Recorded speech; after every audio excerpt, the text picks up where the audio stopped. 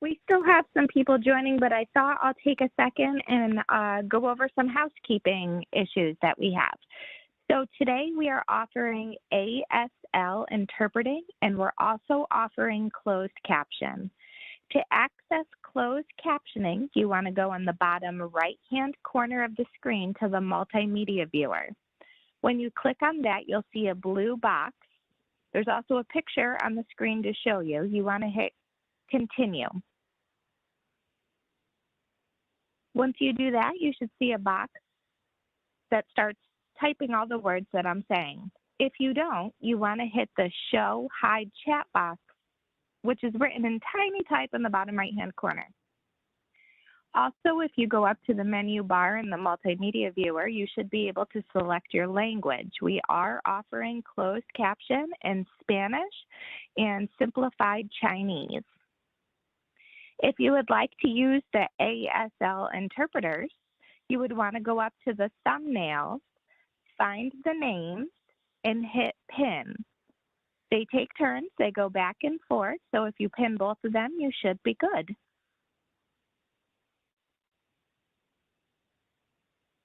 Roger, do you have anything you'd like to say to start the meeting? Yes, so thank you very much, Josie, for providing that information around accessing the various tools that we have. This is the quarterly meeting of the Family Support Services Committee, or FSS Committee. This committee is made up of one representative from each of the 19 local FSS advisory councils across the state. And the local councils are made up of people with developmental disabilities and their family members, and assist in planning, coordination, and monitoring the delivery of the Family Support Services Program across the state. This program helps families who are caring at home for a relative with a developmental disability by providing aid to the caregiver, enhancing family stability, and preserving family unity. We are very excited to have this meeting. I wanted to begin by saying a thank you to Margaret Puddington. Margaret Puddington, who has been the chair of this committee for many years, certainly longer than I can remember, and has made the decision that this will be the last committee meeting she will chair, and that there will be a new chair when we reconvene in the new year. So thank you, Margaret. Anything you want to, as you enter this your last chairing committee? You're muted, I can see. Yes.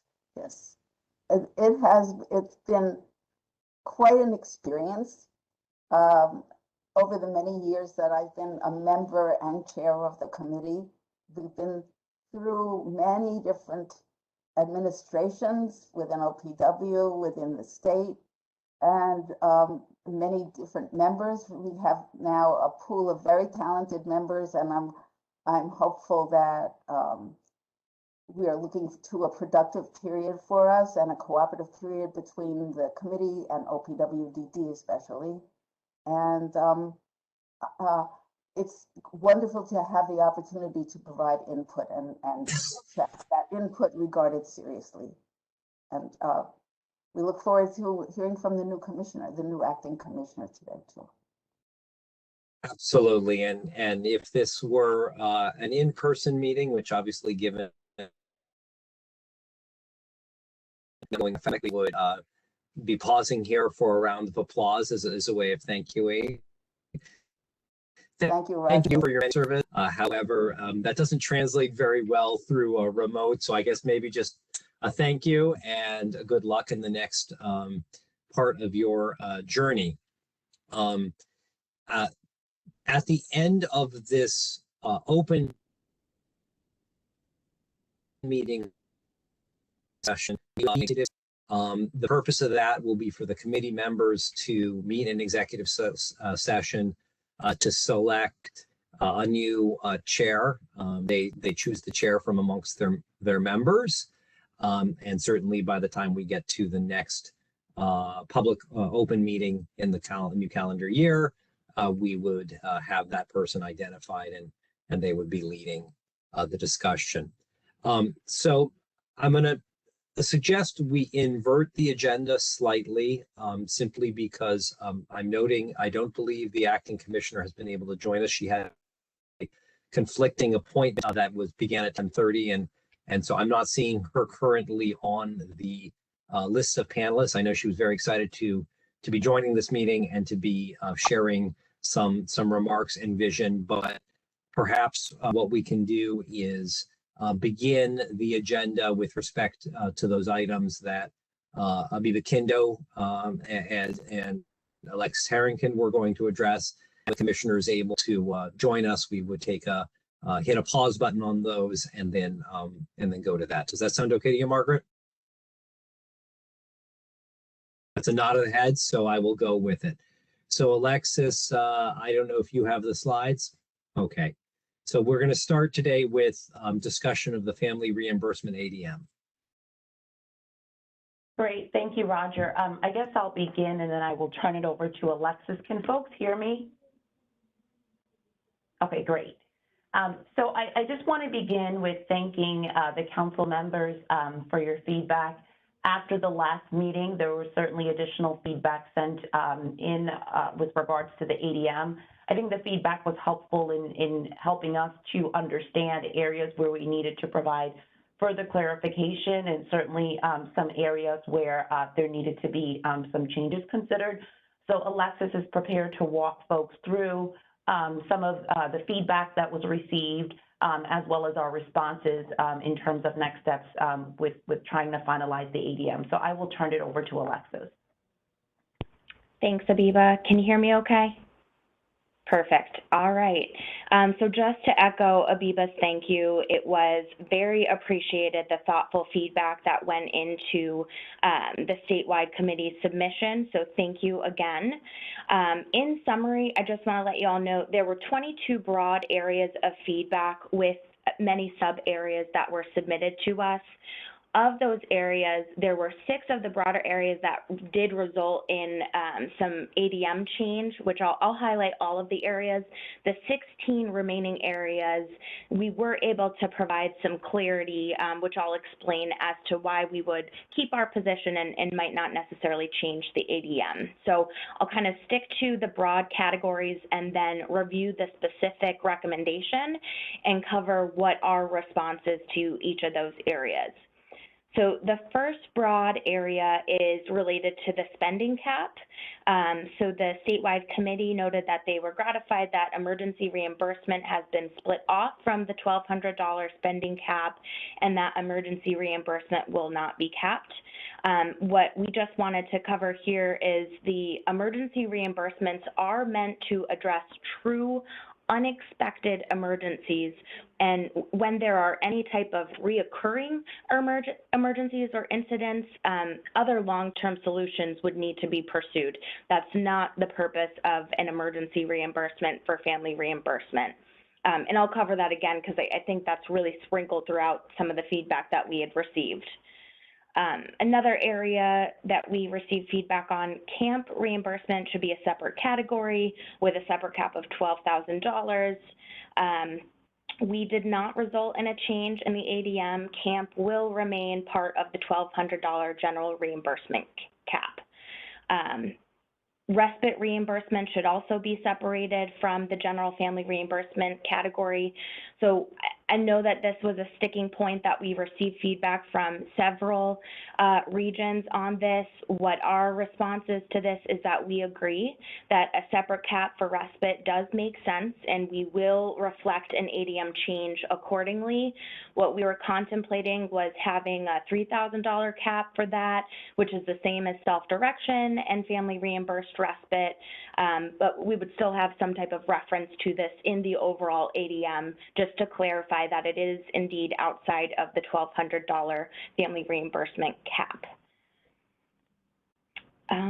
So there was another comment: if emergency reimbursement, camp reimbursement, and respite reimbursement were split from the family reimbursed cap for goods and services, then the cap could be lowered.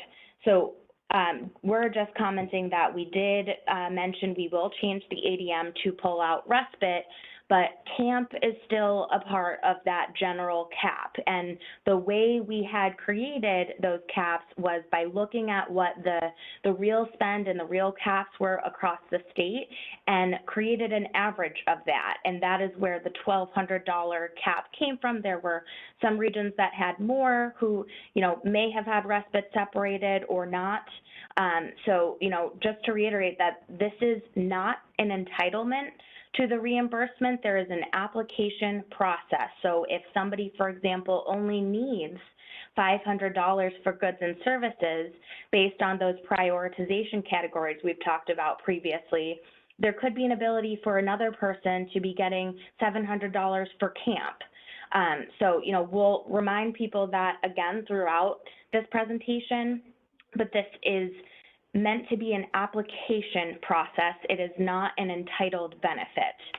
And then the last area related to reimbursement cap, the committee said in cases of extraordinary needs, they wanted to grant permission to exceed the cap on a case-by-case basis. So our response is that there would be no change to the ADM. The ADM currently allows for emergency reimbursement in excess of the general reimbursement cap. So there would be no need for this case-by-case basis. It is very clearly laid out that there's a general cap and then there's emergency reimbursements that can occur outside of the cap. The second category was related to IDD.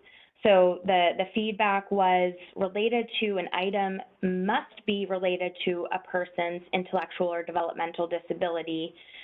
The request was that the standard be broadly interpreted. If the family caregiver cannot work due to caregiving responsibilities, the family may not be able to afford a bed, a dresser, clothing, etc.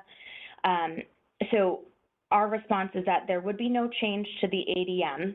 Items that aren't related to somebody's disability should be funded through other means. This would include discussing with local Department of Social Services for assistance if somebody has low income, which I think is what folks were trying to bring to our attention.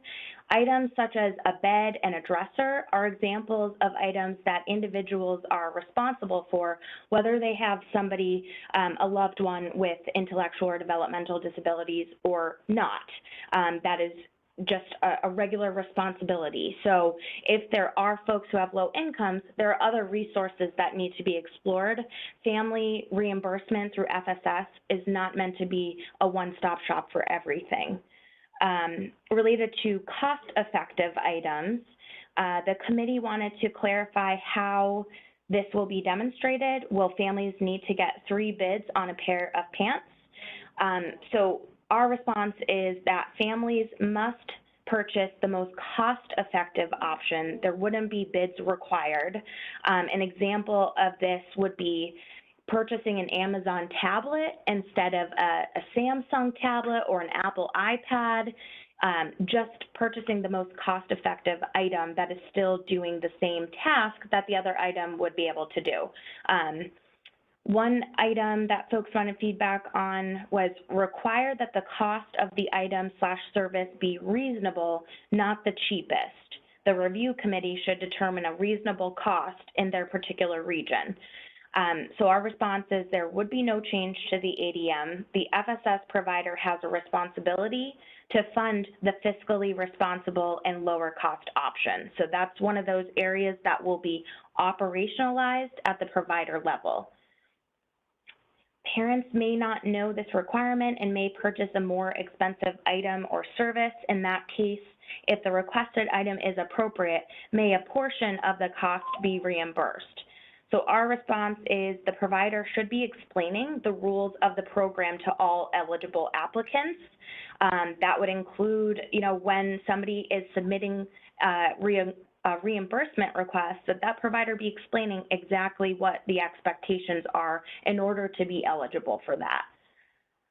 And then the last item of feedback related to this category, a more expensive item should be permitted on a case-by-case basis based on individual need. So this will sound very similar to the other responses, but our response is that there would be no change to the ADM. The FSS provider has a responsibility to fund the fiscally responsible and lower cost option. A more expensive item will be considered if there is not a more cost-effective item. So switching gears over to emergency reimbursement.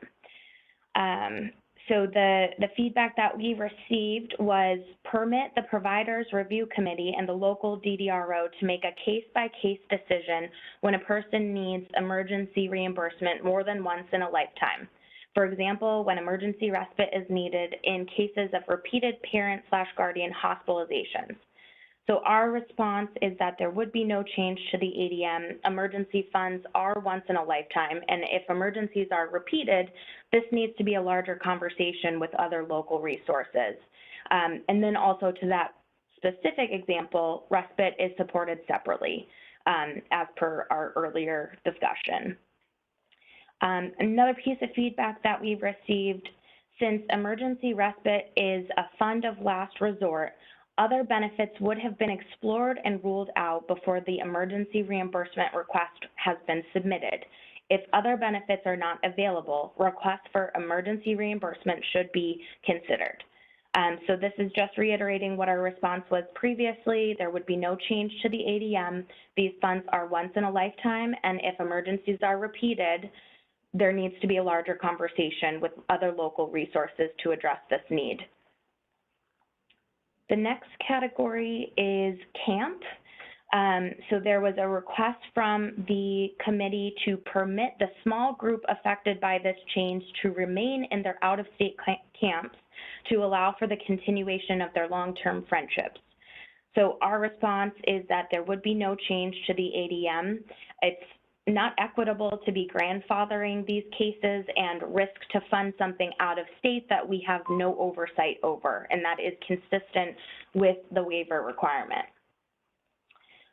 The next category was supplementing waiver with FSS. So folks wanted to have examples. They were noting some camps are only partially funded through waiver, and the family must also pay its share. And then if a family receives waiver respite but has an emergency requiring more hours, may the family apply for emergency respite. That may be in the wrong category. But what our response is to the camp areas is, oh, I'm sorry, no, this is actually all related to supplementing waiver. So our response is that there would be no change to the ADM. An individual or a family could apply for family reimbursement for camp reimbursement to cover a portion that's not actually covered by the waiver, but they're not automatically entitled to it. This is an application process, and it's really subject to available funds, as well as the prioritization that we've talked about previously.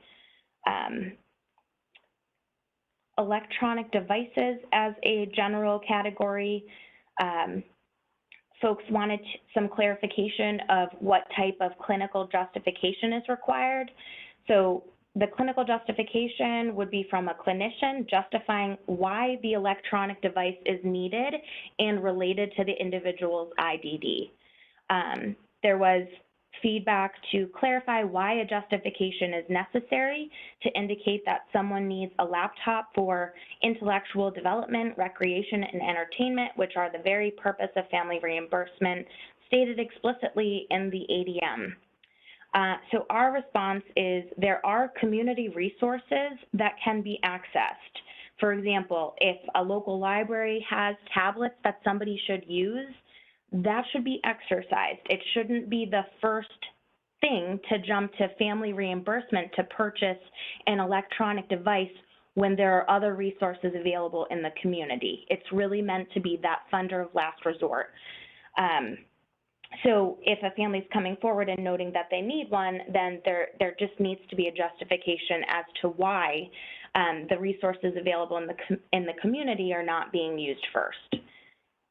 There was feedback. So I would just add that this is a standing practice. This is not a new addition to the ADM. So this has been a practice that has been implemented certainly for, since as long as I've been with the agency. So it's not a new standard that we're adding. Thank you. There was another piece of feedback to allow reimbursement for software, an essential component. So our response is that any additional software and protection plans are the responsibility of the individual or family. And then the last item of feedback in this broader category was requesting to allow reimbursement more frequently than once in 3 years when appropriate. People with IDD may inadvertently damage the device, e.g. low muscle tone may cause a person to drop it. So our response is that there would be no change to the ADM related to this. We have outlined what our expectation would be in terms of no more than once every 3 years, and really reiterate the importance of that clinical justification and why. The next broader category was reimbursement limited to one provider. So there were a few recommendations here, clarifying how this will work. Will the provider tell the family and DDRO they no longer have funds available? Which party will refer the family to the provider? So there would be no change to the ADM on this. The FSS providers must operationalize this process, and applying to multiple providers is allowable. We just note that the RO needs to be looped in so that they can give permission and approval for this to happen. And we'll talk a little bit more about that when we get to the tracker. So there was another broader category related to scope of reimbursements by providers. So the recommendations that we had received said that some of the local councils have approved specific types of family reimbursement programs, including those that specialize based on local needs. Abandoning such programs undermines identified local priorities. There was also feedback that this requirement will result in a complete overhaul and in many cases, actual destabilization of family reimbursement programs. Many providers specialize in a certain type of reimbursement where they have developed expertise such as respite or transportation. If providers are not willing to provide all types of reimbursement, they may prefer to cancel their reimbursement programs, therefore depriving families of reimbursement options for legitimate needs. So our response to this would not result in a change to the ADM. If a provider has a contract for family reimbursement, it's expected that they would be meeting the requirements outlined in this ADM and their contract. And we haven't been familiar of areas where somebody has specified a subcontract that is tied to specific reimbursement, because that's not a type of service. The reimbursement is the service. So that is our understanding, and by laying out this ADM, anybody who has a contract for family reimbursement would be expected to be following these ADM requirements as well as their contract. The next general category is direct purchases. So there were a few areas of feedback here. Folks said that requiring income documentation is a huge burden for families and providers. Instead, if necessary, request a simple attestation of income together with information on number of people in household and any extraordinary financial obligations of other types. And then there was a question, why require income documentation for upfronting the money when it is not required for reimbursement of the same item? So our response is that an attestation could certainly be considered. We know that at the last meeting, the statewide committee had asked for income documentation be considered at the last meeting. So an attestation to kind of summarize that certainly makes sense. It would definitely simplify the request. We would require attestation related to a direct purchase so that providers can prioritize reimbursement requests when funding is low. The whole point of the ADM is to talk through prioritization in all of these scenarios where a provider may be running low or towards the end of their contract year and need to prioritize who would get funding over another application. The other general category is self-direction. So folks had said currently FSS reimbursement funds cannot be included in a person's budget without specification of what the funds will be used for. So in the case of unanticipated needs, most self-direction budgets do not include those funds. To address urgent needs, authorize the FI to put FSS reimbursement funds into the budget without specification of the use of that money. If the money is not spent, the state will have saved that amount. Alternatively, allow the FI to amend the budget to include FSS reimbursement funds in the event of unforeseen urgent needs. So our response to that is there would not be an ADM change. It's just not equitable to be adding FSS into a budget when OTPS, IDGS, and family reimbursed respite are already available and state funded. If the committee wants to provide examples of the unforeseen urgent needs for further review, that would be appreciated. All right, the next broader category is the DP1 submissions. So the recommendations were perform tracking and eligibility checking prior to review committee work in order to avoid wasted committee efforts. If a person applies for family reimbursement multiple times a year, do not require a new DP1 for each request as currently. That is an unnecessary burden on the DDRO and the provider. So our response is that this wouldn't necessarily result in a change to the ADM, that the FSS provider should really be doing the tracking and eligibility check. But if a family is using multiple providers for reimbursement, it's going to be difficult for another provider to know if that DP1 is uploaded or not. But if there's additional discussion that needs to be had about that, we can certainly talk about that.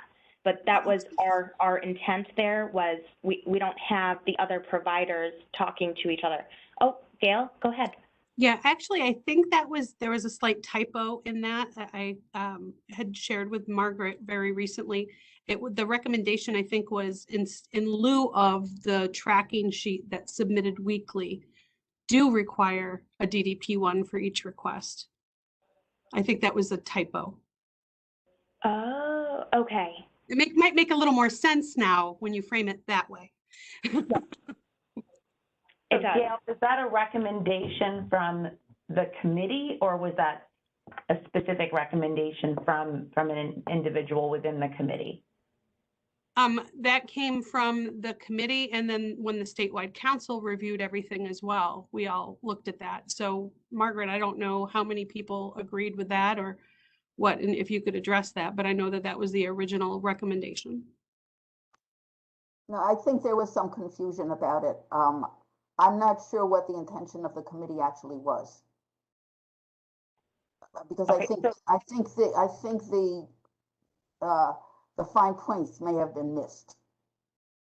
So is it possible to loop back and then provide us with some clarification? Because we just want to make sure that we understand what's being proposed so that we could evaluate from that point. Sure. Thank you. Thank you. All right, so the next general area is related to the reimbursement tracker. So there were a few recommendations here asking why a tracker is necessary, if the applicant can apply to only one provider. The tracker is not necessary to keep account of how much money each person receives. Instead, the provider should itemize each quarterly report with the list of individuals served, items requested, and amounts granted. At year's end, the provider should collate the quarterly list into a yearly summary of individuals served, items requested, and amounts granted. The DDRO will then audit the records at the annual evaluations as they presently do. Any payments exceeding the cap will be readily identified. If a tracker is used, implementing digital options would save much DDRO and provider time. Use of a tracker could significantly delay reimbursement payments to family. So our response and justification is that the tracker is needed for proper checks and balances to ensure that individuals and families are staying within the spending cap. Families are able to apply to multiple providers if approved at the RO level. The database/IT option is a great idea, and I think we can probably look into that once resources are available to develop and implement that. The auditing of records does not prevent exceeding the cap, unfortunately. It responds to a potentially already exceeded cap, and that's what the purpose of the tracker is. It's meant to be preventative in nature for the equitable use of those state-funded dollars. And the process should be relatively timely since the RO is intended to be informed of the reimbursement within 1 week of the FSS agency meeting. The next broader category is related to the prioritization tiers.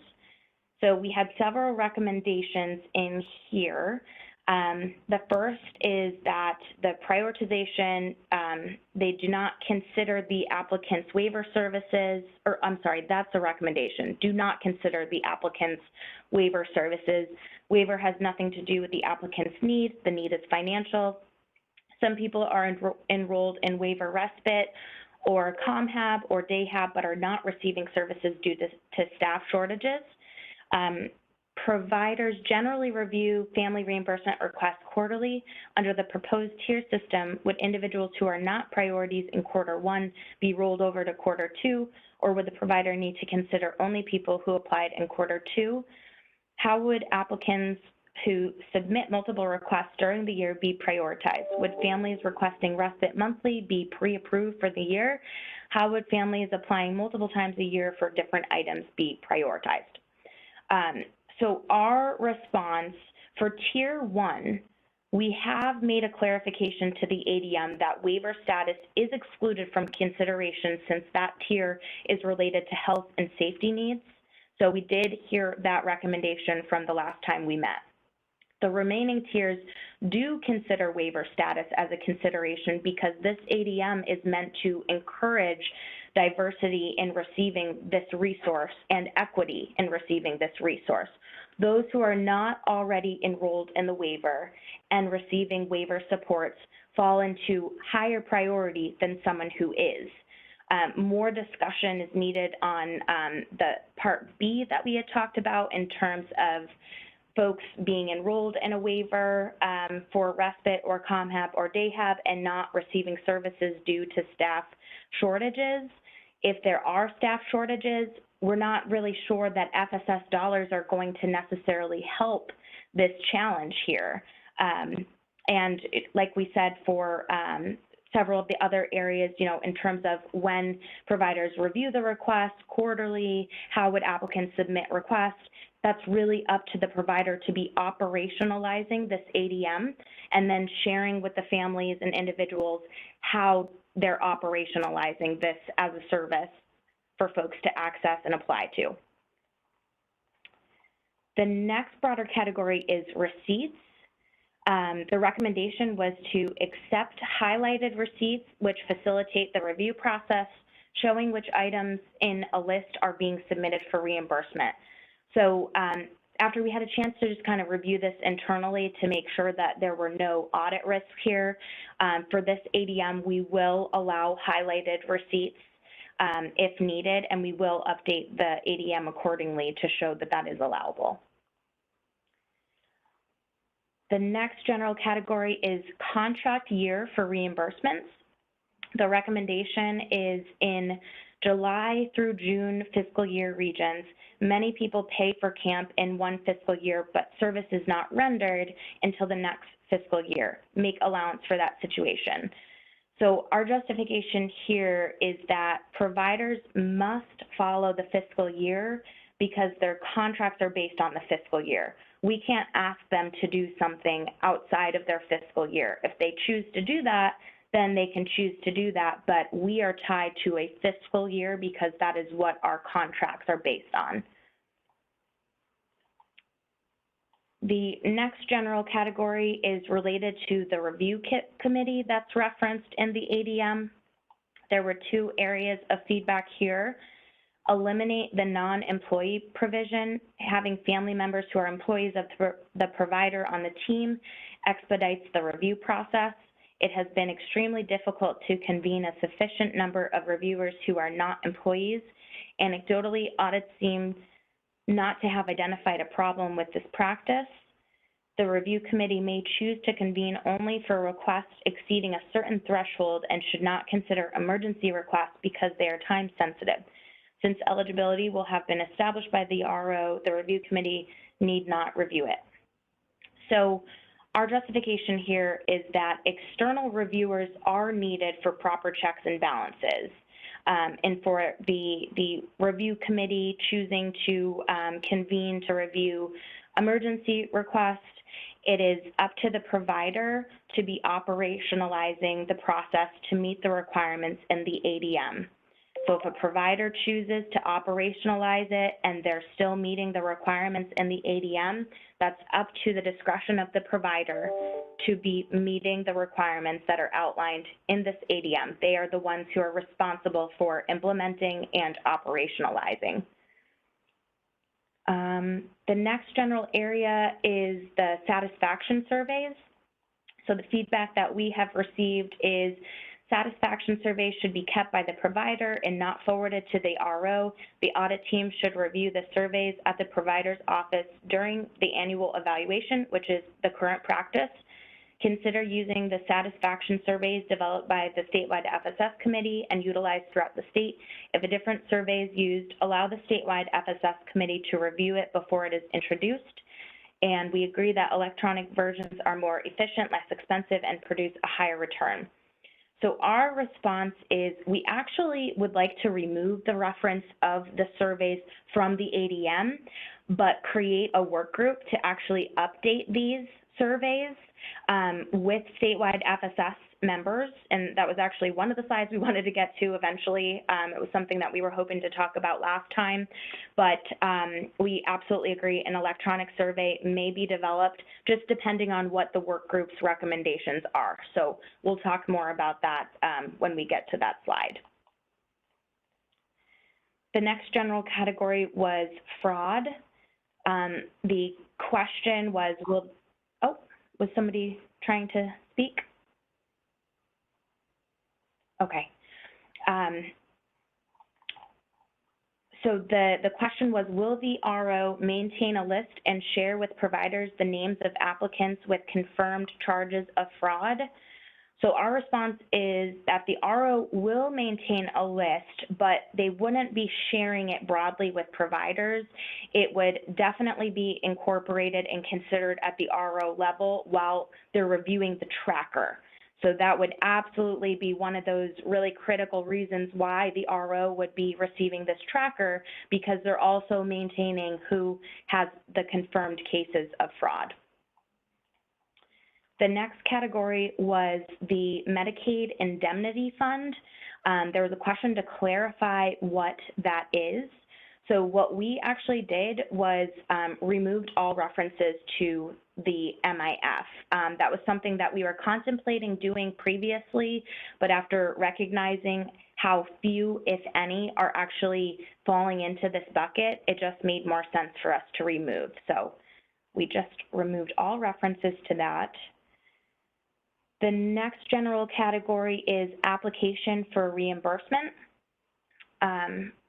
Develop a single statewide family reimbursement application to make it easier for care coordinators to apply, and allow the statewide FSS committee to review the universal application before it's introduced. So a statewide application has been developed and will be an attachment to the ADM. if desired, we can share that with a subset of the group as we did with the ADM, but I will just note that this was created with all of the ROs weighing in on exactly what exists today. So, you know, I don't know if that makes anybody feel better, but there were many, many conversations of melding together everything that is out there today to just call out the critical areas that are essential. So we can definitely talk more about that. The next general category is allowable and not allowable reimbursement. So the feedback was, this is the area where the statewide FSS committee had anticipated useful guidance, but this short list is far from comprehensive, with the vast other category left to the discretion of the DDRO. Many frequently requested items are overlooked here, such as sensory items, expenses for damage in the home caused by the person with IDD, beds, class fees, and so on. This list leaves us right where we began, with the different DDROs winging reimbursement decisions, resulting in inconsistent and contradictory rulings across the state.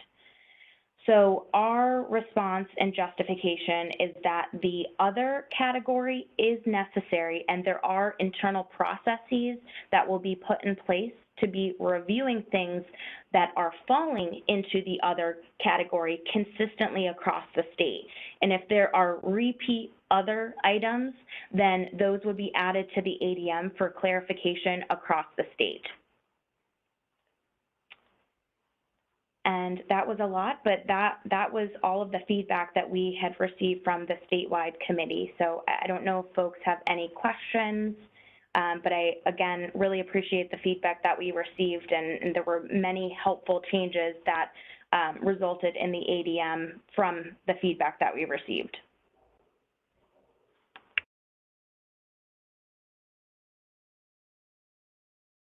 Thank you. Margaret. I have a couple of questions. Margaret, this is Samantha Pierce. I'm from the Western region. And with respect to how the rules about electronic devices work, reimbursement for that, and in terms of getting a cost-effective item, how do we, what's the guidance around getting an item that, particularly given that this reimbursement is only available every 3 years, getting an item that might be a little bit more expensive rather than just the cheapest option, but something that will actually last for the 3 years rather than a cheaper option, which might not go that 3 years, especially given that costs of repair and maintenance in case of damage aren't also going to be covered. Yeah, I think that's a really good question, and I think that the FSS providers are really going to have to take a close look at how they operationalize that, because at the end of the day, being fiscally responsible for funding something that's cost effective, you know, that is a very interesting counter that it may not last the 3 years. That may be a consideration of the family to invest in some protection for that equipment so that it does last. But I think that the question ultimately is going to need to lie with the provider and how they choose to operationalize that, and have conversations with families about the device that needs to meet folks' needs. And that also, I think, ties to the clinical justification as well.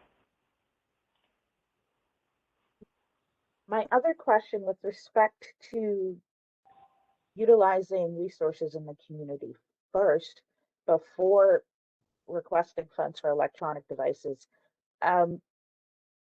resources that are available in the community, you can't necessarily bring them home.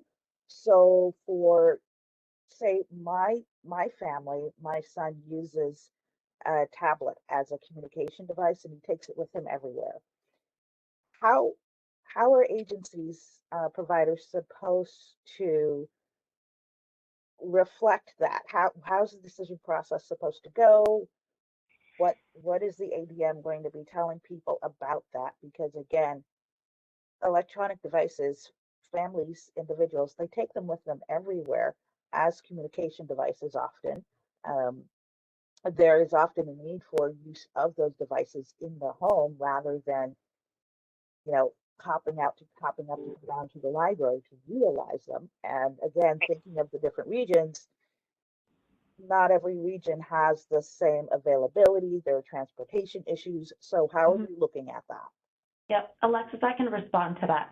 So I think, Samantha, in that specific instance, right, that I would expect that there be documentation in the life plan that speaks to that, because obviously it's directly related to communication, and the individual would be transporting the device with them, right? So that should be captured in the life plan itself.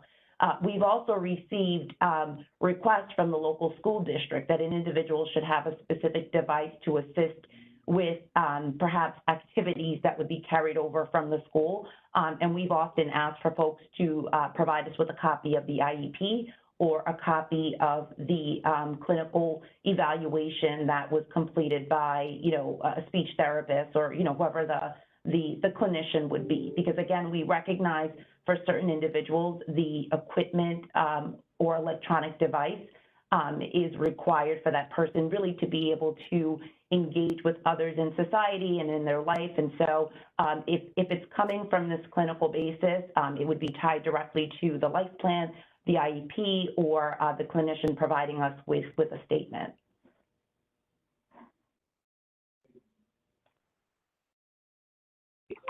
So Margaret, last question. With respect to the clinical justification, now this is often a bit of a hurdle for families because we're often making stuff up as we go, trying to figure out what is actually going to work. And we don't have a clinician, who's overseeing that as we try to figure out what works. So how are you expecting families to go about getting the clinical justification for things that they've figured out by trial and error works or is a need that they have to address? Keeping in mind that not everybody has easy access to clinicians. Samantha, can you give me an example? Because, if it's a school-age kiddo, certainly there are clinicians available through the local school district where folks are receiving specialized therapies, right? And if it's certainly an adult, then, to the degree that that person is receiving services from an Article 16 clinic, there certainly would be clinicians available to provide a justification or an evaluation. So I think having specific examples of that so that we can better understand the gaps, I think would be helpful. Because those are areas, right, that should be talked about at the life plan meeting, right? So you would have, if the person has a care manager, you would have the care manager present and the other support team members. And so if a recommendation is being made and that is included in the life plan, then certainly that could serve as a form of justification as well. For those who do not have a care manager in place, obviously, again, depending on whether or not that person receives school-age supports or services or not, then I think that we would go back to the 2 points that I made about, Article 16 clinic services, if that person is getting, IDS and perhaps there's a psychologist or a clinician coming into the home to develop a plan to train the family, it could be captured there as well, or, through the clinician services within the school district. Well, one example that I can think of immediately is a situation where they're in school, they're receiving services, but the services are not meeting the needs of the student, and families they're struggling to get the district to recognize that what these needs are. And not every district, again, has the staff they need to provide those services. So how do families navigate that where there's a service gap and there's also a provider gap in terms of having access to clinicians who could support them? Yeah, Samantha, if you're referring to services that an individual should be receiving through the school district, then obviously there should be and there is an avenue to raise that through the Committee on Special Education I just want to make sure that I understand you. So if a school-age kiddo isn't receiving the appropriate support that should be made available through the IEP, then obviously that's an avenue that should be pursued. Again, I also know that some of the FSS contracts have the educational advocates that could be of assistance as well. So I think it really depends on the specific circumstances. But I'm not sure if I responded to your question. I just wanted to make sure that I understood that. Mostly my concern is that there's so many different unique situations, region by region, for families. And again, not everyone has access to that clinical support. So it's important to take that fact into consideration when families are making requests for things. Because again, not everyone has access to those kinds of supports. Yeah, I mean, I think we can certainly consider that, Samantha, but I think where folks are saying that clinically an individual needs a specific device, I would hope that that decision is being made because a clinician has been engaged. If we're talking about a shortage of clinicians, right, the lack of availability of clinicians, then I think that outreach should occur to the local RO, and we can certainly look at assisting. You know, the point of the ADM, we recognize that we're unable to incorporate every single instance or circumstance. So we really wanted to start with a foundational guide, recognizing that where there are areas or circumstances that don't fit neatly, we would have to review that. And I think that goes right back to the point that Alexis raised about the internal processes that we're implementing, right, to be able to review those nuances and those differences so that we have a consistent response across the state. So I'd like to raise a related question, if I may. The whole idea of choosing the most cost-effective item. I don't remember the actual terms you used since I wasn't allowed to see the draft. Did you Excuse say me, Margaret, I'm sorry to interrupt, but she said cheapest. That was the term. Sorry to interrupt. Is that the word that was used in the document? Yeah, the initial term. Yes, it was, Margaret. The initial term was cheapest, Margaret, but it was changed to the most cost-effective that is able to complete the function. Thank you. Sure. Okay, are there other questions that people have, other issues people want to discuss? I do. Go ahead, Deb. Okay. Sorry, I'm using my cell phone because my computer's acting up.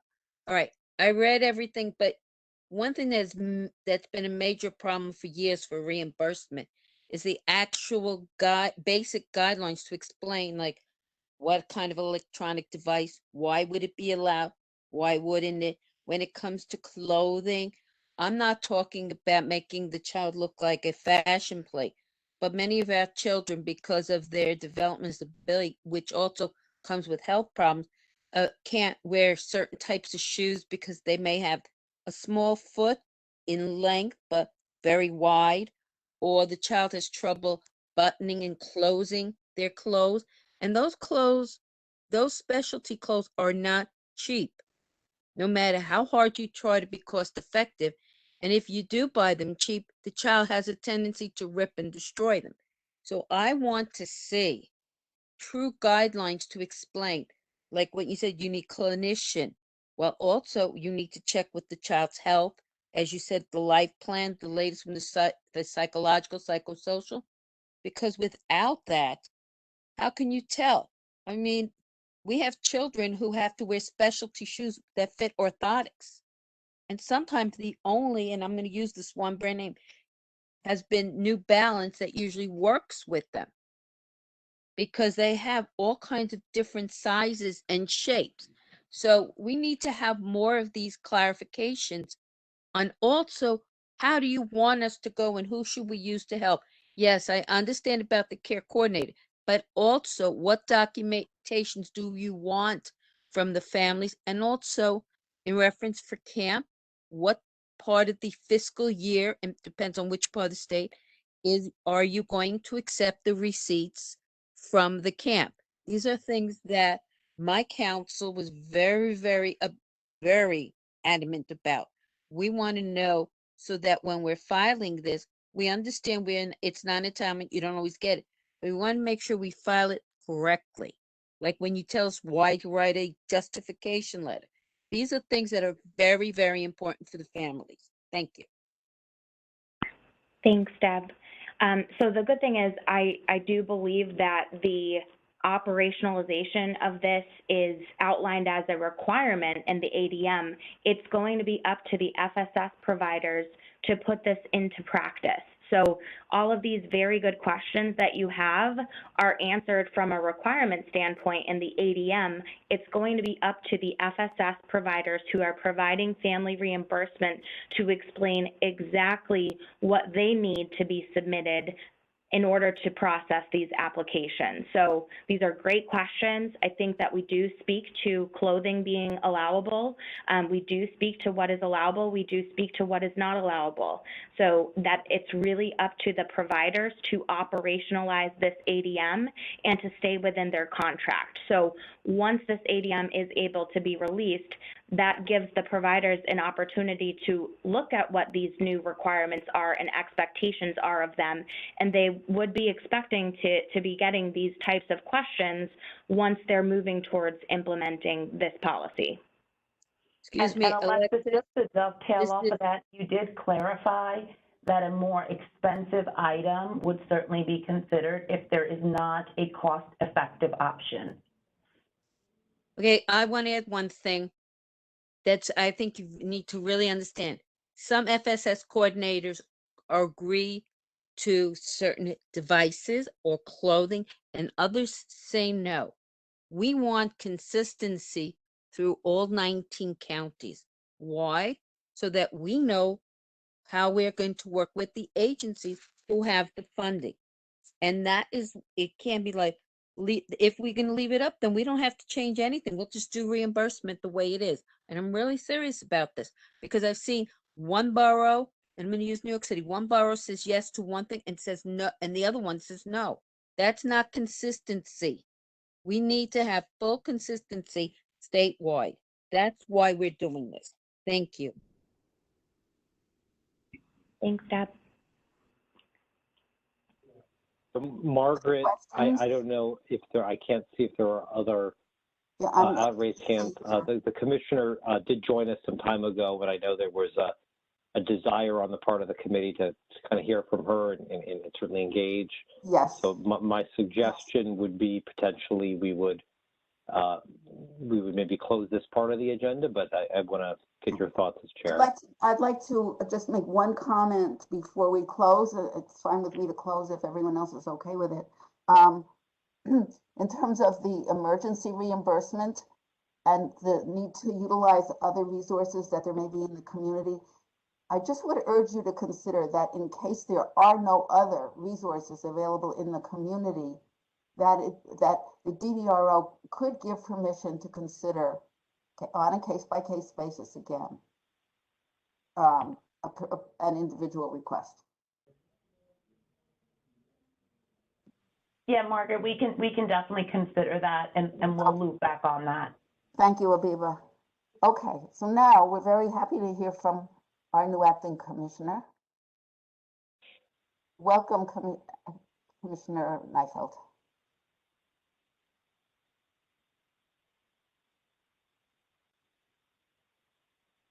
Agenda, and then I was running late. I was on a call that I could not get off of, so appreciate it.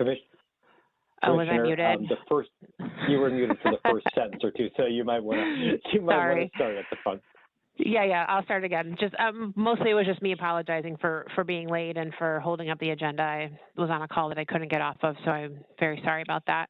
And hi, and thanks everyone for having me here with you. So I think that many of you on this call I have had the opportunity to meet and know, either in here since I've been here in my first few weeks, or when I was in the governor's office working with OPW DD from there. So for those of you who I don't know, it's nice to meet you, and I hope we get the opportunity to talk individually and possibly meet in person someday. I think for those of you who don't know as much about me, I'll give a little bit about my background and just share a little bit about where I come from, and then, talk at a high level about the priorities that OPWDD has right now, and certainly some of the priorities that I have in this new role. I started my career working out of college with individuals with mental illness and community residences as direct care staff, and did that for several years before transitioning into working with families and children in the child welfare system, and adults and families who are experiencing homelessness, before I made the transition to going to work in government at a more administrative level. When I was in the governor's office, I had the opportunity to work very closely with OPWDD on many of the issues that they were facing. And I really just, more and more, the more I was able to work with the agency, the more I fell in love with the work that it does, and have always been really drawn to the passion that the people at this agency have for the work that they do, and the passion that the field has for the work that it does, and certainly sort of the close-knit nature of the way that OPWDD works with its stakeholder community is really unlike any other agency,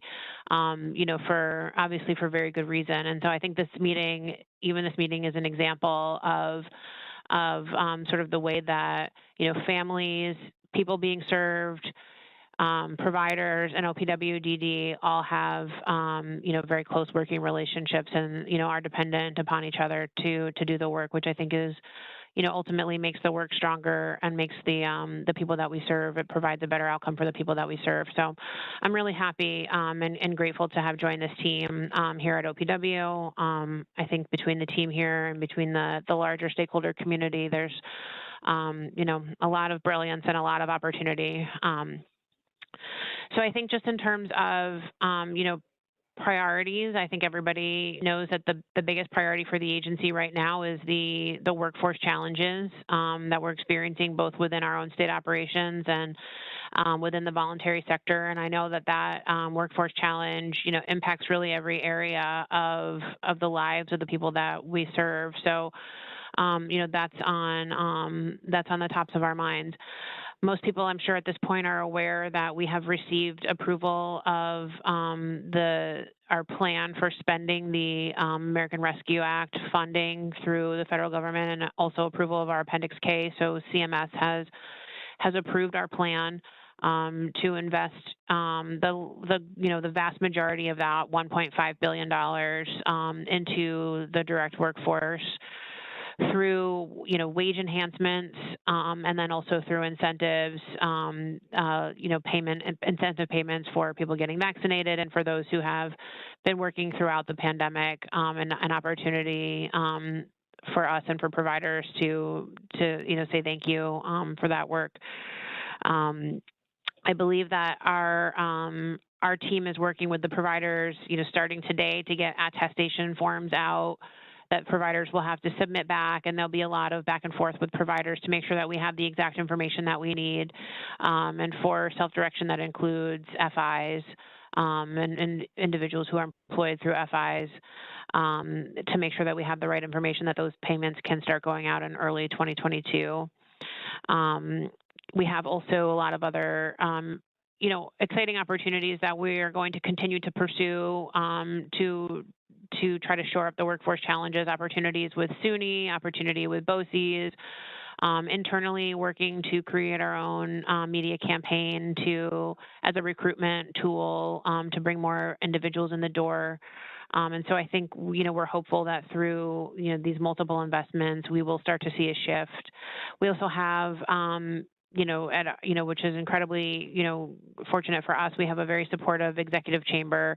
Governor Hochul and her team are aware of the challenges that the sector has been facing, and are supportive of the investments and the resources needed to make a real meaningful change in the workforce shortage, which, again, like we have been talking about internally, everything that we want to do, the foundation of everything that we want to do for the people we serve is the workforce. So we're excited to have that kind of support coming from the executive chamber.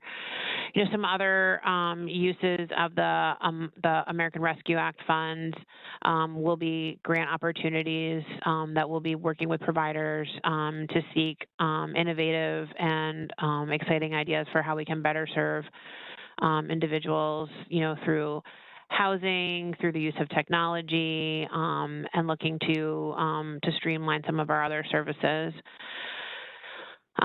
Just moving on a little bit to our strategic plan and OPWDD's commitment to future planning. Many of you know, and I'm sure many of you participated in the 507 planning process that the agency undertook over the summer, and that was really informed by sort of the robust stakeholder engagement and the stakeholder feedback process.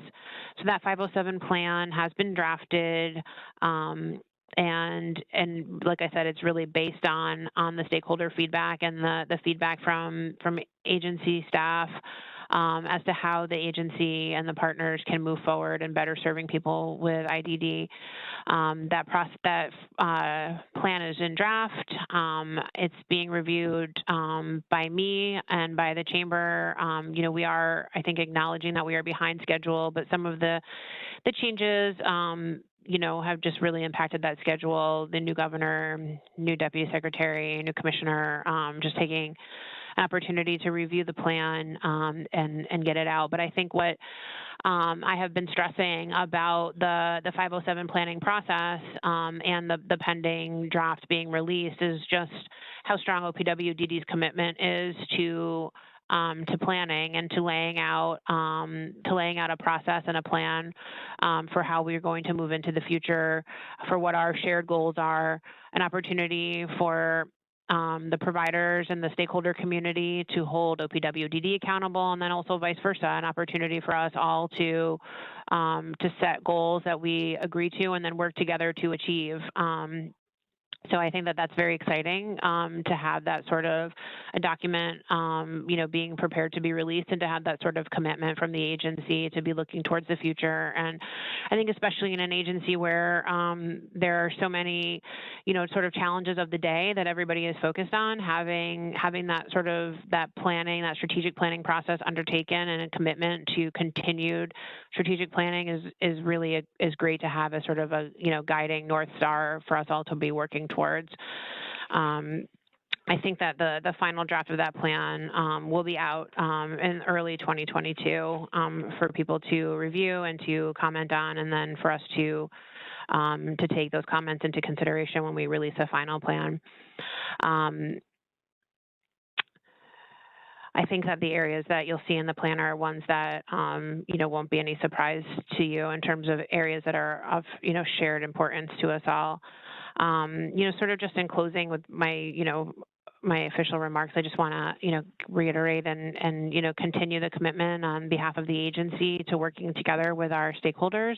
I know that that's very important, and I think that, we can't do anything without you guys, and I know that you all are dependent upon us as well to do the best that we can to serve the people that we're all trying to serve.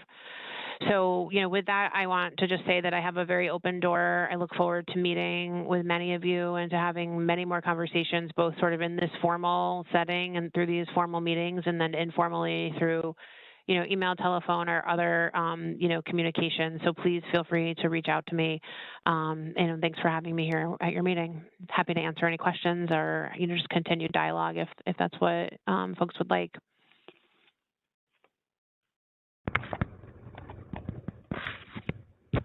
So Margaret, I'll maybe ask you as chair to see if you wanted to comment, and then we'll see if other members of the committee have questions or thoughts. Yeah. I think, Acting Commissioner, that the thing that we're the happiest about when we heard about you is that you want to be an advocate for us. And we haven't had that a lot lately. And so we're excited that maybe we will have a really, really productive, fruitful partnership. So we look forward very much to working with you and hearing your ideas and sharing our ideas with you. So thank you very much. Thank you, Margaret, and thank you for your service. I think I've heard that is this your last meeting as chair, or you will be rotating out as chair?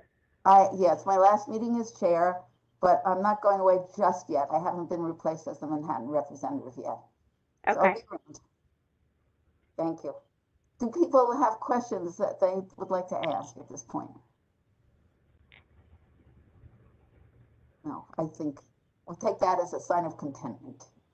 And so take silence as assent or so on, right? exactly. So Abiba and Alexis, I believe you made it to the end of your no, we did not make it to the end of the portion of your agenda. So okay. we are showing great flexibility in agenda flexing, and we will throw it back to you all to finish that portion of the agenda. Thank you so much. Before we do that, excuse me, Roger, before we do that, I do want to make sure that we have enough time for the presentation of the gap analysis, which has been bumped from the last meeting to this.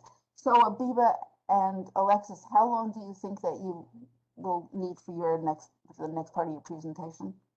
So this will probably take less than 5 minutes. It's just a quick update, and I just reordered it based on your agenda, Margaret. So FSS gap analysis is immediately after this. Okay, terrific. Thank you. Yep.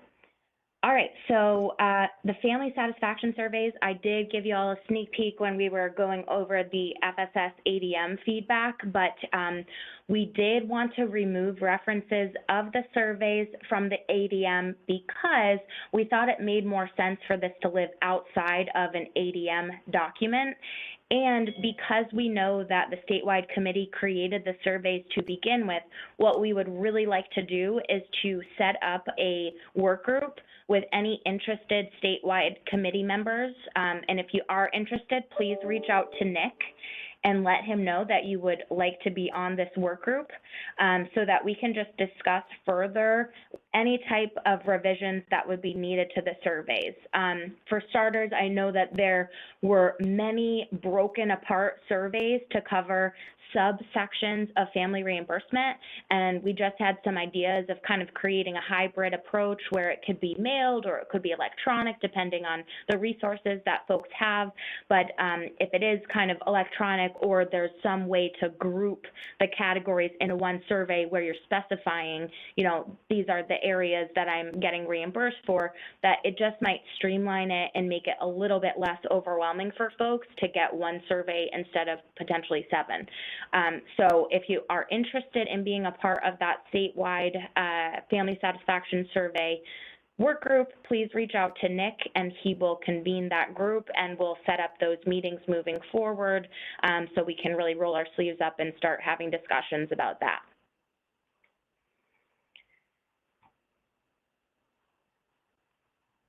Thank you, Alexis. Thanks very much. So, yep. So let's go now to the gap analysis.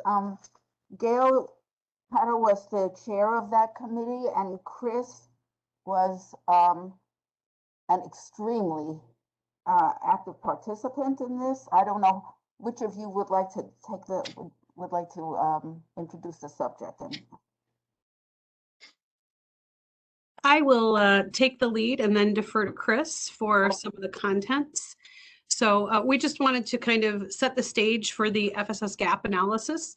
According to the CDC, diseases that are avoidable through preventative care services account for about 75% of the nation's spending.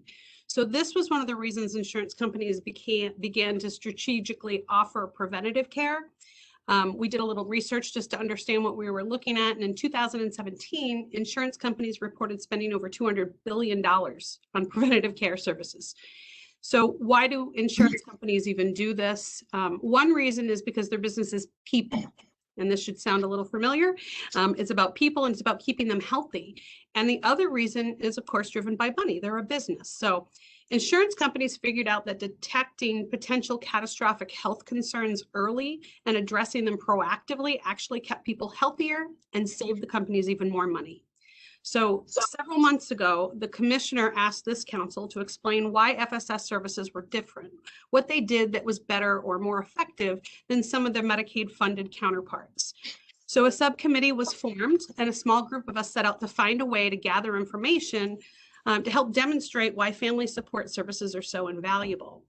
And this study, the process and the results of which will be shared shortly by my colleague, Chris, demonstrated very clearly that family support services are actually OPWDD's preventative care dollars and preventative care program in many ways to many families. The supports and services across the state vary widely because the dollars are used for individualized care that fits each region, each community, and ultimately each person. This investment on the front end ultimately results in helping families stay intact by filling gaps and meeting unique unmet needs. It also results in long-term cost savings for the state by strengthening families' ability to care for their loved ones at home and reducing the need for more expensive long-term care funding. So I believe you'll see those benefits and savings in the work this committee is sharing with you today. The work completed was actually done in 2 parts. It includes program comparison charts and a survey conducted in 3 regions of New York State. The program comparison charts group similar services into relevant categories for a side-by-side comparison of FSS state-funded services and similar Medicaid-funded programs. They clearly show common themes throughout that speak to the accessibility, flexibility, and individualized nature of the supports that FSS is able to offer, and the significant impact these services have on families across New York State. The charts are comprised of information gathered via OPWDD-issued administrative memorandums, agencies' best practices, and comments from the survey conducted by the committee that I will now introduce Chris Palega to describe in more detail. Chris? Thank you so much, Gail, and good afternoon, everyone. The FSS Gap Analysis Survey Project kicked off with a launch to FSS program coordinators in Region 1. These are the professionals who oversee the FSS programs that support our intellectually and developmentally disabled loved ones and the families who care for them at home. On behalf of the statewide committee, I would like to thank them for their participation and dedication to serving the developmentally disabled. We asked each program coordinator to complete 1 survey for each of the programs they oversee. The survey consisted of 3 parts. First, we asked each participant to self-identify a service category for their program. There were 13 categories, including advocacy, behavior support, case management, counseling, crisis, family reimbursement, information and referral, outreach, recreation, respite, training, transportation, and a category for other. Each participant was given up to 6 opportunities to share specific examples of how their program provides services in ways that Medicaid and the HCBS waiver falls short or simply cannot. Finally, we asked for additional comments. We soon began receiving some great responses, and because we wanted to include input from programs across the state, we launched the same survey in Region 2 and Region 4 Queens. Overall, we received surveys on 220 FSS programs, which were provided by more than 130 program coordinators. The Region 1 survey closed on a Friday. I spent that Saturday organizing and formatting the data, and when I finished that task and began scrolling through the responses, I was struck by the amount and quality of the information we've harvested. I remember thinking at the time that I was looking at a textbook that described the nature and function of FSS in Excel format. As we began to work to better understand the data, one thing that stood out was that there was a lot of repetition, which made me hopeful that there might be discernible patterns. Indeed, continued analysis revealed 3 top-line themes that describe how FSS delivers services in ways that are unique. 1, FSS breaks down barriers to access. 2, FSS provides the individually targeted support and flexibility necessary to improve outcomes. And 3, FSS supports the whole family. Early on, the team had discussed the importance of including personal stories of families who were supported by FSS to help illustrate the program's value. With this in mind, we created a second survey, the Success Story Survey, which we sent to program coordinators in Region 1. The survey returned with 91 personal success stories across almost all service categories. The body report has sections dedicated to each service category. Within each section, there are specific examples for each of the 3 top-level themes of how FSS delivers services in ways that Medicaid and the HCBS waiver cannot. There are over 150 examples curated from more than 800 discrete responses, with 20 success stories seeded throughout the report. Regarding my takeaway on this important work, The systems that care for our developmentally disabled citizens are facing a number of exceptional challenges, including the numerous, ongoing, and at times overwhelming impacts of COVID-19. Staffing shortages are limiting services across the state in all service categories. Residential facilities are being consolidated and closed. Day hab programs are providing services at levels far below intended capacity. Finding direct support professionals to provide calm hand and respite services under self-direction seems nearly impossible at this point. Unfortunately, much of the shortfall in OPWDD's inability to provide services under these extremely challenging conditions is falling on the shoulders of families who are already struggling to support their developmentally disabled loved ones at home. Under these conditions, achieving budget stability while maintaining continuity of service seems almost impossible. Annual increases in demand for services add to my concern. Without substantial and permanent increases in funding to OPWDD on the horizon, I believe we must look to the resources we have available in an effort to realize value. That is to say, we must look for areas where targeted investment can create a return that serves to alleviate the strain caused by our current predicament. Even without the current unparalleled conditions, it has been clear for some time that controlling the need for high-cost residential placements is among the greatest challenges OPWD faces in working to achieve budget stability while striving to maintain continuity of services. Given the high costs associated with supporting developmentally disabled individuals in settings outside their family homes, any migration toward higher levels of care will have a dramatic negative impact on an already strained budget and will profoundly affect the quality of care OPWDD has committed to provide. These impacts will not be confined to the developmentally disabled. As families who are already struggling lose their ability to cope and waiting lists for high-cost residential placements continue to extend, the burden on our hospitals and emergency rooms, local communities and schools, and our justice system will increase dramatically. This harsh reality supports my belief that tens of thousands of New York State families who support their developmentally disabled loved ones at home are foundational and absolutely critical to the success of OPWDD. Family Support Services is the only program specifically designed to support New York State families caring for their intellectually and developmentally disabled loved ones at home. During our June 2021 statewide meeting, the statewide committee was tasked with enlightening OPWDD regarding how Family Support Services is able to deliver services in ways that alternate channels, specifically Medicaid and the HCBS waiver, cannot. The reports we discussed today that I shared with the executive team back in September fulfilled that request. They provide an understanding of the targeted, agile, unique, and powerful approaches FSS is able to employ in supporting many of New York State's most challenged families. OPWDD's request and consideration of this information is an important first step. These reports certainly begin to reveal the power of FSS to support families caring for their intellectually and developmentally disabled loved ones at home. In doing so, I believe they begin to establish a basis for understanding Family Support Services as a strategic tool that can be leveraged in pursuit of our common goals. The investment in Family Support Services is a tiny fraction of the funding under OPWDD control, and I believe funding that represents the best investment OPWDD can make in its future and in the future of those they are committed to serve. As OPWDD continues to implement strategies for managing its profound budgetary challenges, including the high cost of residential placements, it is critically important to continue to study and then give due consideration to the role Family Support Services can play strategically in overcoming these challenges.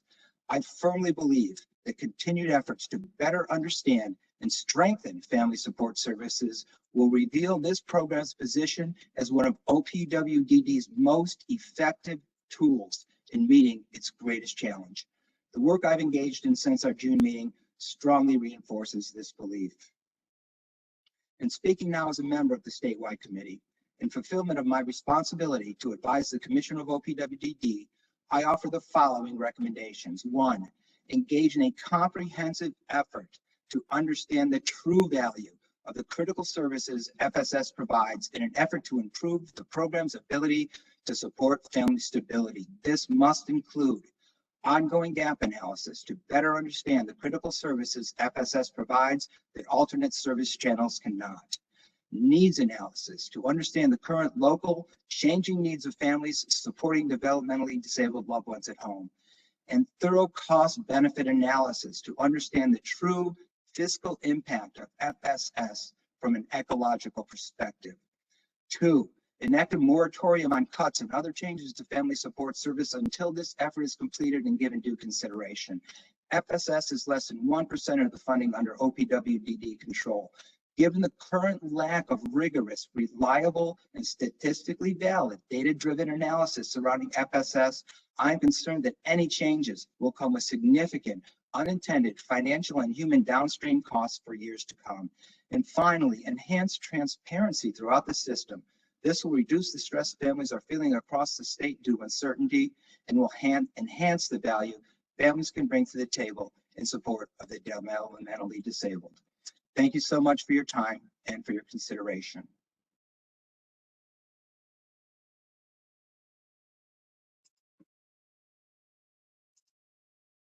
Thank you, Chris. Thank you, Gail. Are there any questions or comments from anyone? Committee members or OPW staff? Margaret, I can just share something that I do think that the two pieces of this agenda do, I think, connect in the sense that the goals that I think have been identified through the survey process can help sort of drive the more consistent administrative practice that is sought to be accomplished through the FSS ADM. I think they do complement each other. So I think that you know, it's very important to have the work that I guess the subcommittee did in terms of identifying those core themes as a help towards driving you know, consistent administrative practice around the allocation of these funds. Alexis, I could see you unmuted, so I don't know if it was to make a similar point, a different one.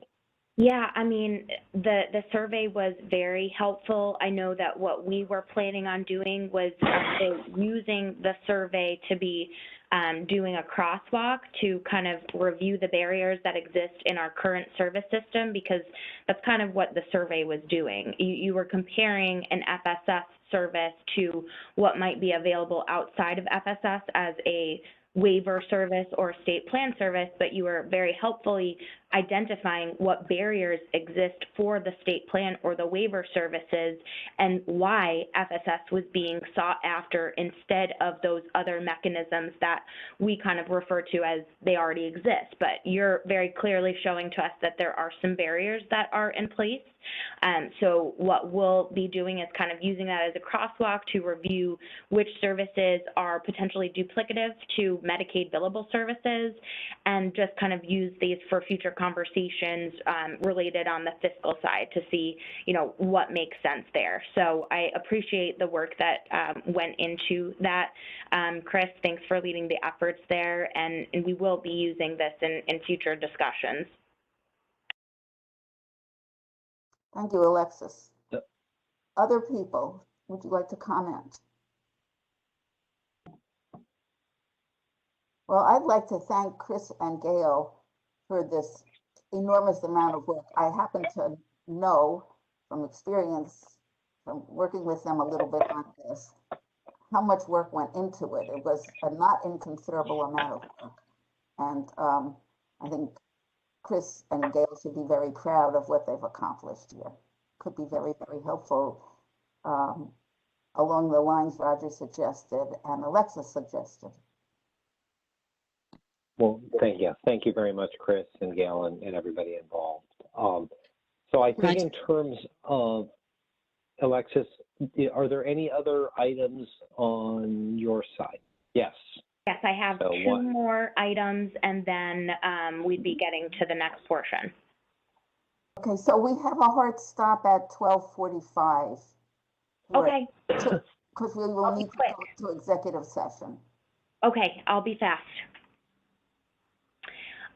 So we just wanted to provide some clarity on the FSS coordinators' roles and responsibilities. I think you'll see our common theme here is trying to make consistency across the state. So we did hear that some regions were doing other things and some regions were doing something completely different. So this is our effort to make this more consistent across the board. We would be taking a look at that PDF document as a resource that folks have to revise this accordingly. So what we would be focused on is just reiterating that FSS coordinators would no longer be creating agendas or running the local advisory council meetings. You know, obviously this is the responsibility of the local advisory council. We also would no longer have the FSS coordinators actively recruiting for local advisory council new members. We can still have the coordinators participating in the local advisory councils to provide updates, and we really would appreciate them being asked ahead of time so that they can be prepared and not put on the spot there.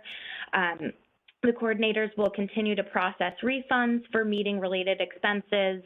They can assist in coordinating staff for providing training to the council as requested and as staffing and resources allow. And they can also assist with scheduling the local council meetings, including reserving the space, sending out the calendar invites with the date and time. So I'm hoping that that will provide some clarity for consistency across the state and hopefully just kind of help with the expectation of what the FSS coordinators at the RO would be doing. Then the last item that I have is related to the front door materials. So an update since our last meeting, Nick and the RO coordinators have collected all of the existing materials today related to advertising FSS and explaining the purpose of it. What our goal is to develop a statewide brochure that would be used at the front door sessions and shared with families and individuals. So this is the second work group that we're trying to convene. So if you are interested in participating in this work group to create the statewide brochure that's shared at the front door sessions with families and individuals to educate them on FSS as a resource, please reach out to Nick. For both of those work groups, if I could have folks reach out to Nick by the end of the year, then we can start off the year fresh and start meeting on these two categories and groups that we previously noted. And those were all the areas that I had, Margaret. I think the next area was a fiscal discussion where I turn it over to Kevin. This is Josie. We had Anne has her hand up and she hasn't been called on. I just want to make sure she was. Oh, thank you. We can't see the hands. Please go ahead, Anne. Thank you. It was a comment that in regards to when we were talking, I think Roger was talking about looking at collaboration with other agencies or other, I kind of work across systems or have been involved across systems, and I think maybe they can support family supports, our families also, and some of the opportunities they may have. And so it's being awareness and trying to do a collaborative effort. That's what I wanted to say. When we're looking at the gap analysis, maybe some others can help fill that gap in that family supports experience. So thank you. Okay. So Alexis, that completes your presentation? Yeah, I'm done talking today. No, it was very helpful, and thank you. I should have said earlier, thank you, you and Abiba very much for considering our recommendations, and I'm happy that you've incorporated some. Would have been happier to see more, but this is good. This is a good start. Absolutely. You're welcome. Thank you. All right, can everyone hear me? Good afternoon. All right, Alexa. Okay. Hey, how you doing, Margaret? Good, thank you. Good. So I know just want to spend a few minutes. I know we have a time cutoff here. So wanted to touch base with something. I know we've gotten requests, you know, over the last several months to touch base on the unallocated funding issue, as well as, you know, provide a little more information about the survey that was completed a couple years ago now. Time does go by pretty quickly, and just kind of, you know, give you that information. So first and foremost, on the unallocated funds, when we last looked at this, we have an unallocated balance of about $1 million. in FSS contract funds. Just to be clear, right, these are funds that weren't spent in the previous fiscal year, and we're looking to reallocate these through a new RFP that would ultimately add spending to our budget, right? That in a normal year wouldn't have been contemplated, right? Because we do look at actual results and kind of move forward. So even though the contract authority is there, what we look at, and we've talked about this, as part of budget briefings, is really the cash aspect of how we spend, right? Cash is the ruling metric here. So as we, don't spend in one year, but try to spend in another, that does present some challenges for us to manage, year to year. What we'd like to do is work with you. I know we heard a overview of the gap analysis, but also, the commissioner had touched on the 507 plan that's, going through its final stages. And what we'd like to say is, as we look and begin to evaluate requests to reallocate funds, we want to make sure that they're kind of aligned with all of the policy areas that we're talking about, right? Are they consistent with some of the strategies we'll be seeing in the 507 plan? Do they deal with some of the critical areas, identified in the gap analysis? Let's make sure, to the extent practical, they're not duplicative with existing funded, programs. And is there a demonstrated need regionally for each one of the investment areas? Knowing that each region has its own unique challenges in infrastructure, right? We want to make sure that those funds are being targeted critically. So as we begin to get requests, I think it's more than just, I have $500,000, can I spend it? Let's talk about, what are the targeted opportunities here that we'd like to see, and how do they align with the direction that we're going, right? Just again, I've heard, we've heard the theme, right? The most, effective use of state funds. I know that FSS doesn't, constitutes a minority of what we spend, but it is an area where it's 100% state paid, and other areas, right, leverage a federal share. So we want to make sure that we're using these, from a fiscal perspective, to maximize the state investment and the return on, to the system, the people, and the families that we fund and support. Next page, please. So I'll just jump into this, and we can ask questions as they come around. That's fine too. So the survey, right, we did in 2019, mid-2019, we worked with you all on a survey that we released of FSS contracts. Our goal was really to try to obtain more information than what we had available on the types of programs that were being funded, with what arguably is the largest component of contract-based spending in OPWDD. And just based on that survey result, that survey effort, we identified a total of 891 programs being funded through about 375 FSS contracts. Christine and her team really spent a great deal of time trying to consolidate these into what are really, I'm going to say, a total of 12 categories. 11 of them are discretely identified programs. The balance, number 12, is an area that we were unable to really, based on any information we had, delineate what the purpose of the contract was for. And just to be clear, the survey data itself, because again, it was done in 2019, represented 2018 contract spending plans, and that the information that we were relying on was self-reported by each provider. Okay, so next slide, please. So what we wanted to do here is just kind of give you a sense of how, these 12 categories I talked about, how the survey results split. And what you can see here, there are 11 program areas: family reimbursement, training, recreation, crisis, referral and outreach, other, case management, service coordination, respite, advocacy, counseling, transportation, and then the 12th was unidentified. And what we, what this represents too is, after the work of the budget office, Christine and her team did coordinate with the DDRO coordinators, and this really reflects that final kind of feedback from the regional office staff in terms of how, these programs are categorized. So, I mean, it's clear here that we spend, or the contract amount was about $57.2 million. You can see that the total in the bottom.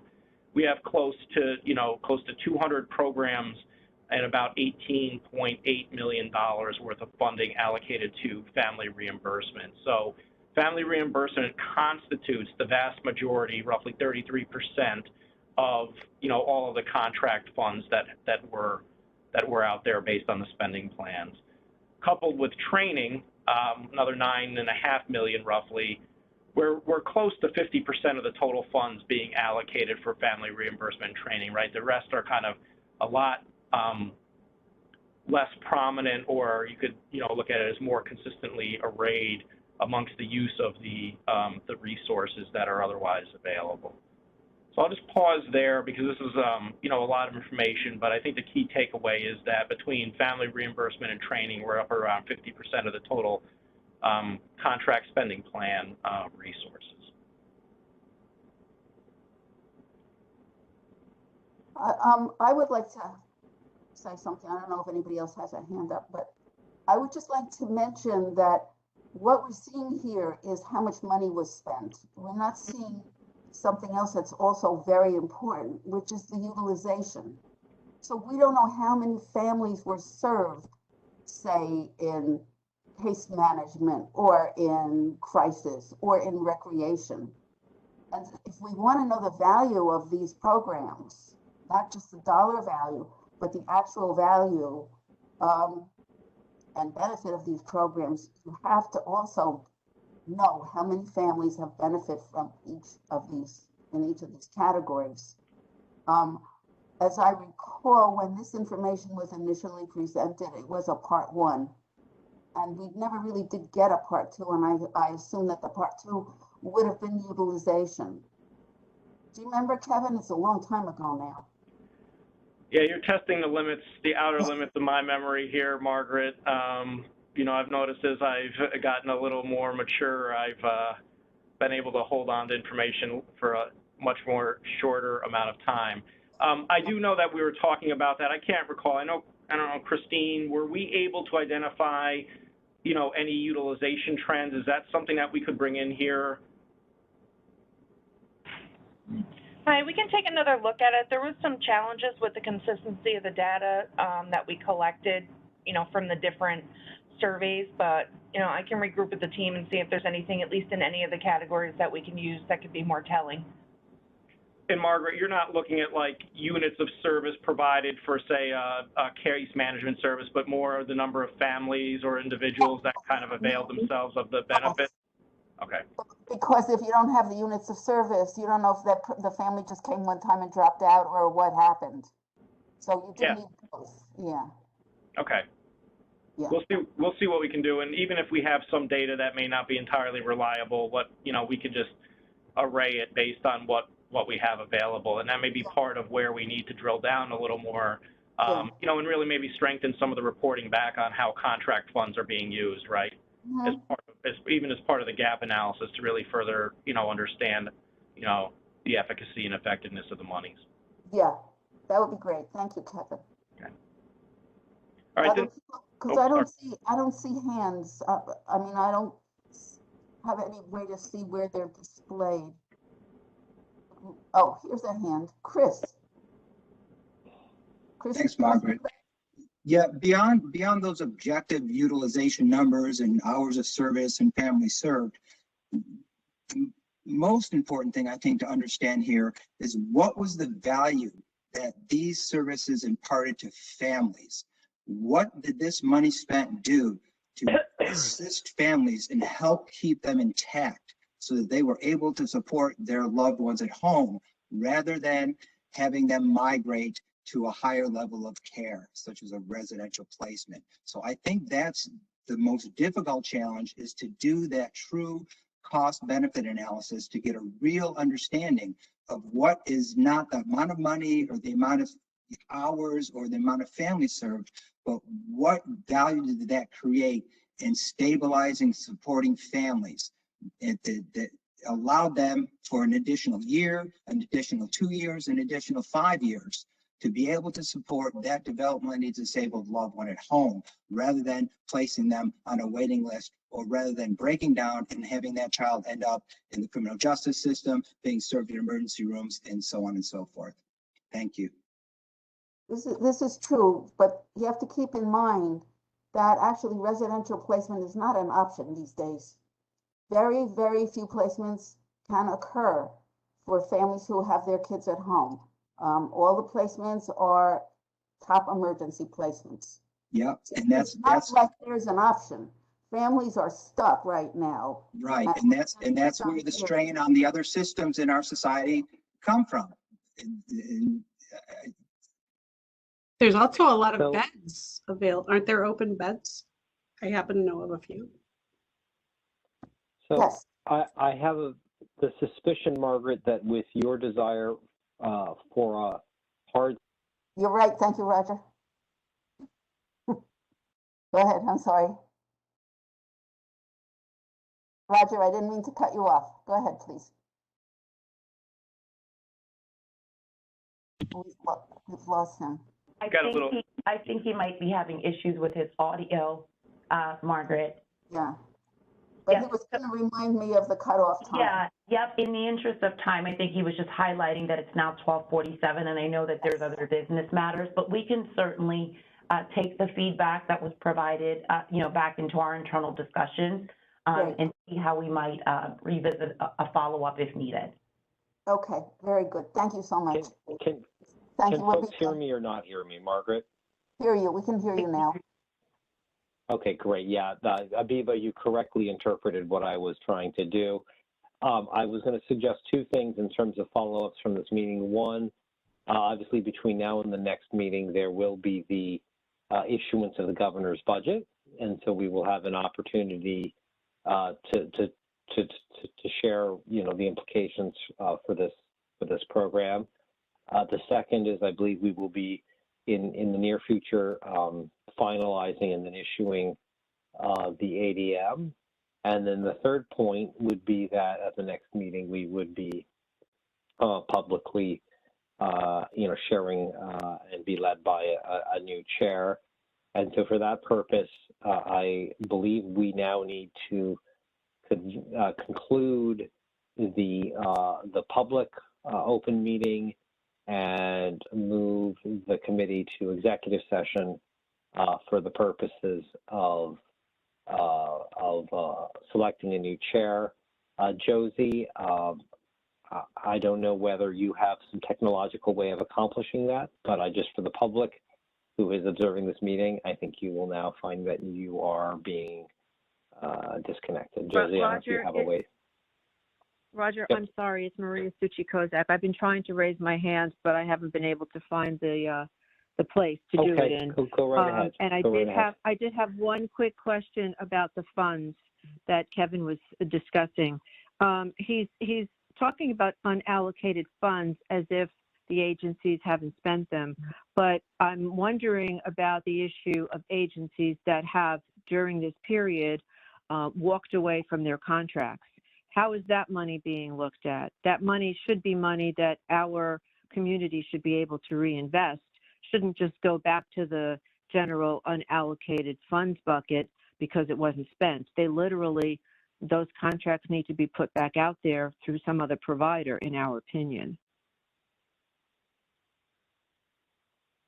So I would say, we want to look at the same issues, right? We want to make sure that those services that were in essence lost, right, are going to be consistent with those values that we articulated. The gap analysis, the 507 plan. Just to make sure that we're not necessarily replicating something that doesn't have as big of a value return on investment. I do think that the unallocated fund balance was inclusive, and I'll let Christine correct me if I'm wrong, inclusive of those contracts that had been, sunsetted as part of a provider decision to walk away during the pandemic. And I have one more question related to those funds.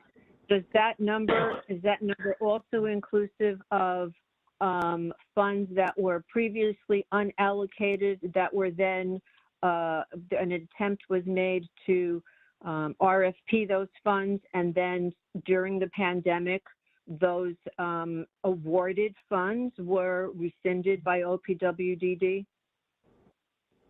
Yep, those would be all of the unallocated funds that we have available, so it'd be inclusive of that cohort as well. Okay, thank you. Thank you for that clarification. And so apologies, I think my video is defunct since the internet has gone out where I am, but I think at this moment, Josie, if I could ask you to facilitate the process of going from public to executive session. Yep, this is Josie. So what we're going to do is we're going to end this meeting. Everyone's going to be off of it, and the committee members have received an email with a link to the executive session and an email on how to vote. So this will end, and in less than 5 minutes, I'll see the rest of the committee back. Thank you. Thank you, everyone. Have a pleasant rest of your day.